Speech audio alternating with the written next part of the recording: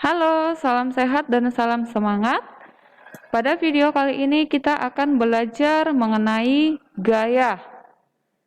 Nah, di sini ada sebuah gambar di mana ada dua orang anak. Anak yang pertama, dia sedang mendorong kotak. Yang berarti dia memberi gaya pada kotak tersebut. Nah, anak kedua, dia sedang menarik kotak. Yang berarti juga dia memberi gaya pada kotak tersebut.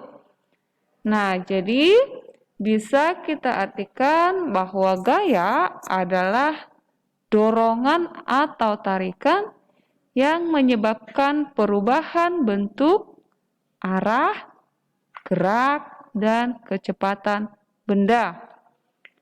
Karena adanya interaksi dua buah benda atau lebih, ya. Nah, gerak itu akan dipercepat secara beraturan jika gaya yang bekerja searah dengan arah gerak benda sehingga akan mengalami pertambahan kecepatan secara teratur. Nah, bagaimana jika gaya yang bekerja itu berlawanan arah? Maka gerak akan diperlambat secara beraturan. Ya, jika gaya yang bekerja pada benda itu berlawanan arah. Yang pada suatu saat benda tersebut akan berhenti. Nah, jenis gaya, secara garis besar gaya ada dua jenis, yaitu gaya sentuh dan gaya tak sentuh. Perbedaannya di mana sih?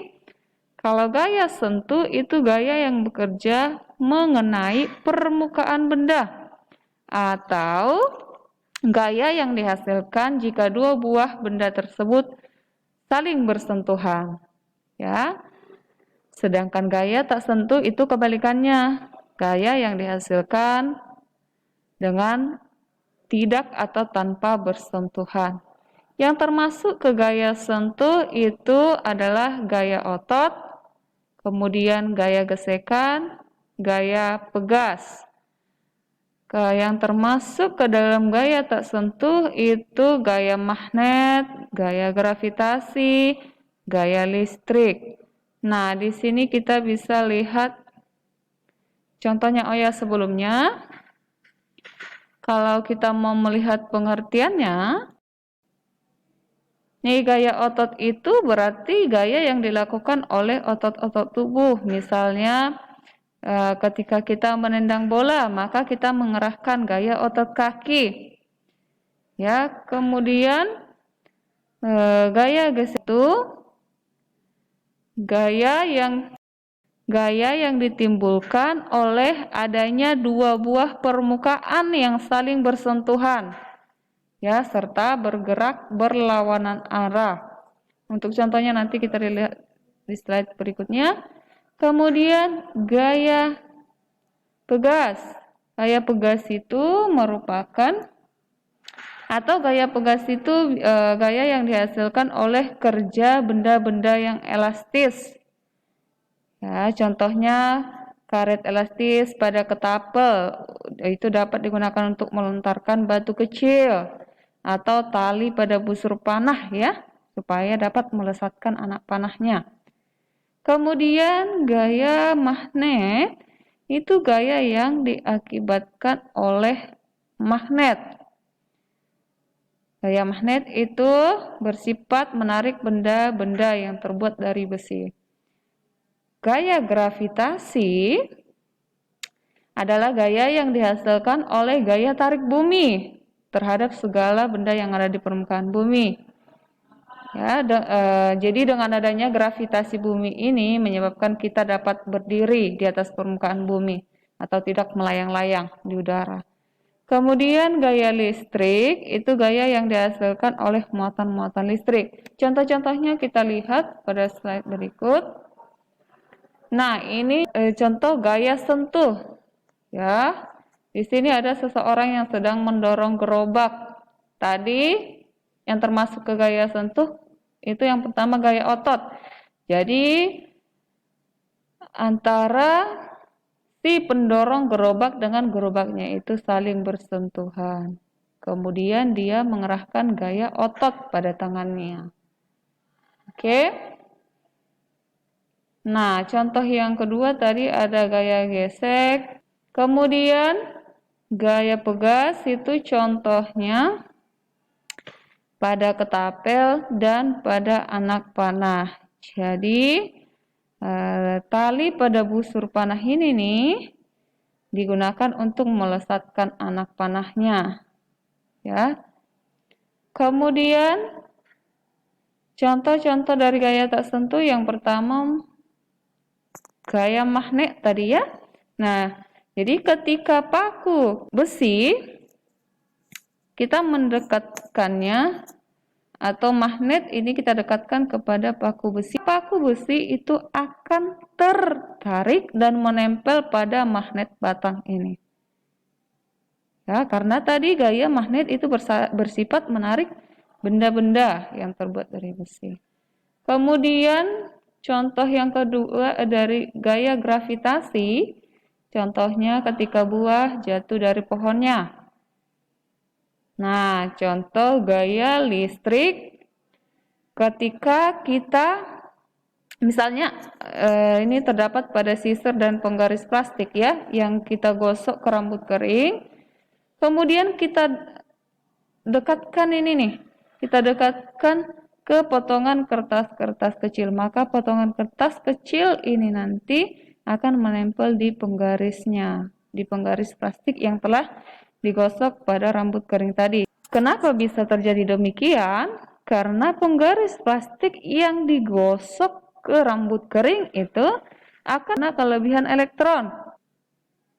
Nah, kita akan belajar mengenai melukis gaya. Jadi gaya itu termasuk ke besaran vektor. Kalau dikatakan besaran vektor berarti dia memiliki nilai dan arah. Nilai atau besar dan arah. Nah, gaya satuannya dalam satuan internasional adalah Newton yang disingkat dengan N huruf kapital dan dalam CGS adalah DN atau disingkat dengan D huruf kecil. Nah, gaya dilukiskan dengan garis berarah atau yang ditandai dengan arah anak panahnya dengan panjang mewakili besar gaya dan arahnya adalah arah gaya. Arah dari anak panah tersebut menunjukkan arah gaya.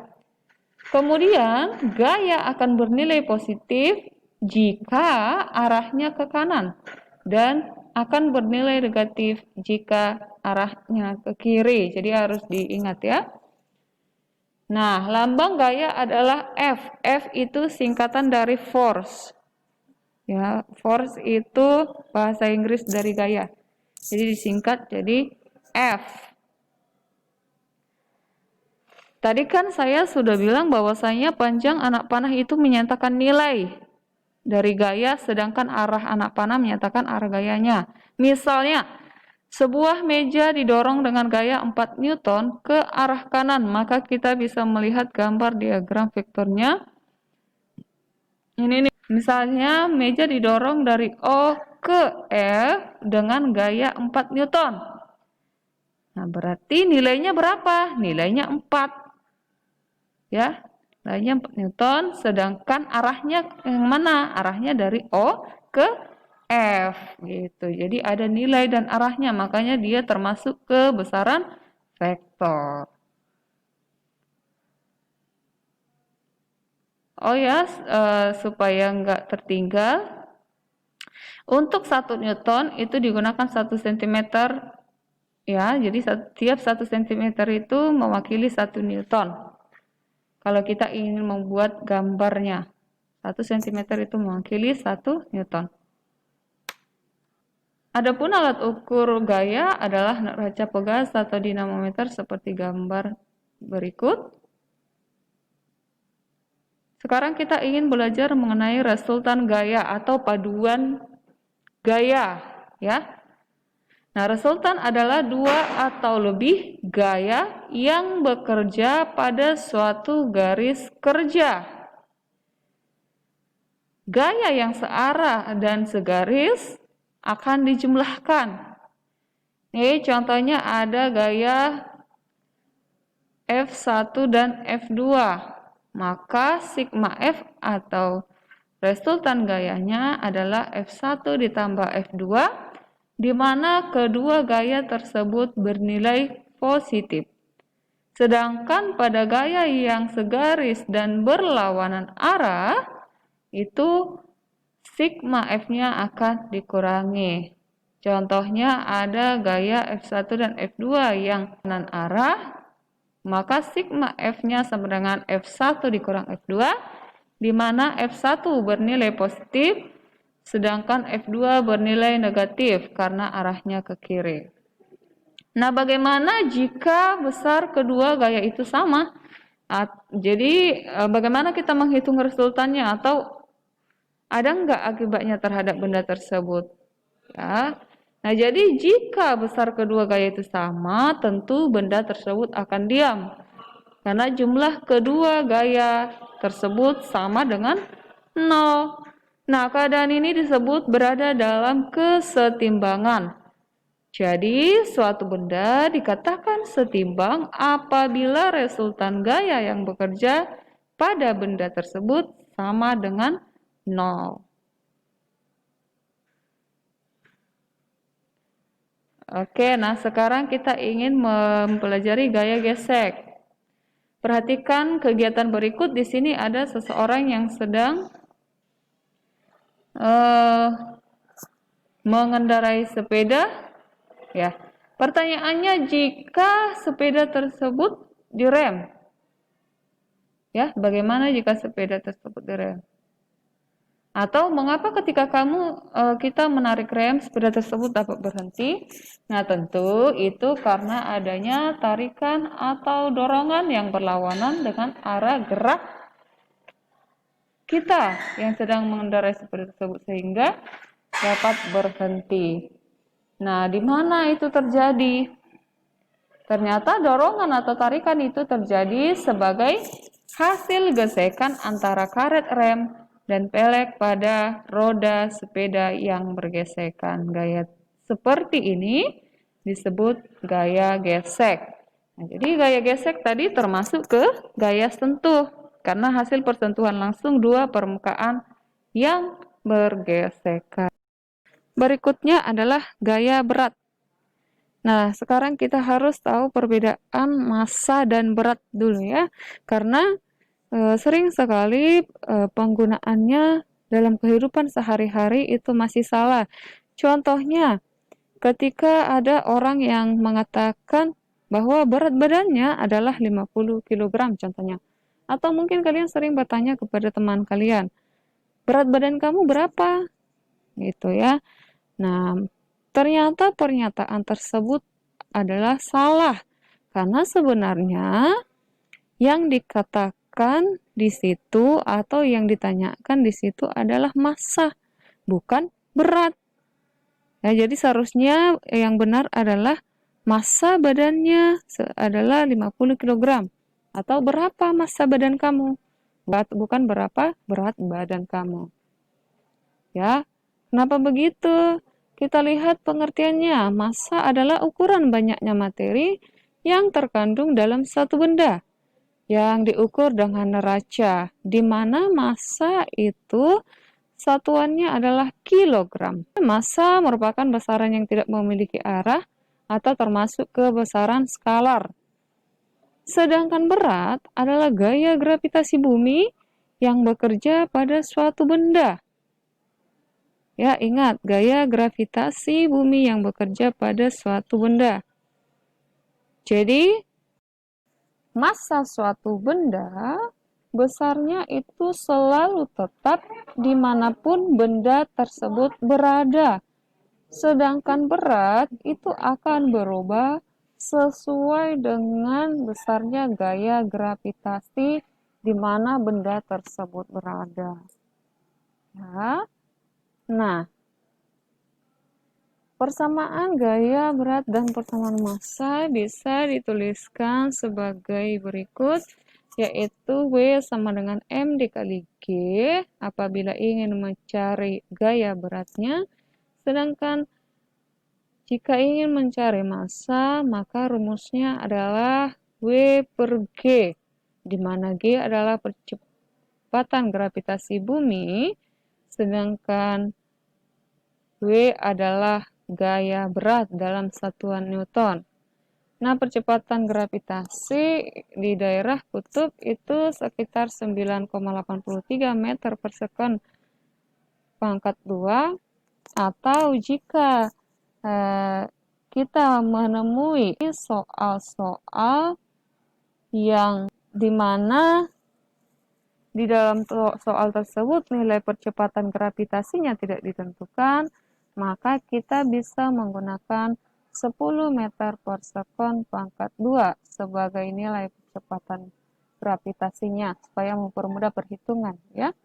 Jadi itulah makanya tadi berat itu adalah gaya gravitasi yang bekerja pada suatu benda. Ya. Maka jika benda tersebut berada di bumi, berarti gaya gravitasi yang bekerja adalah gaya tarik bumi. Nah, sampai di sini pembelajaran kita pada video kali ini. Semoga bermanfaat. Sampai jumpa.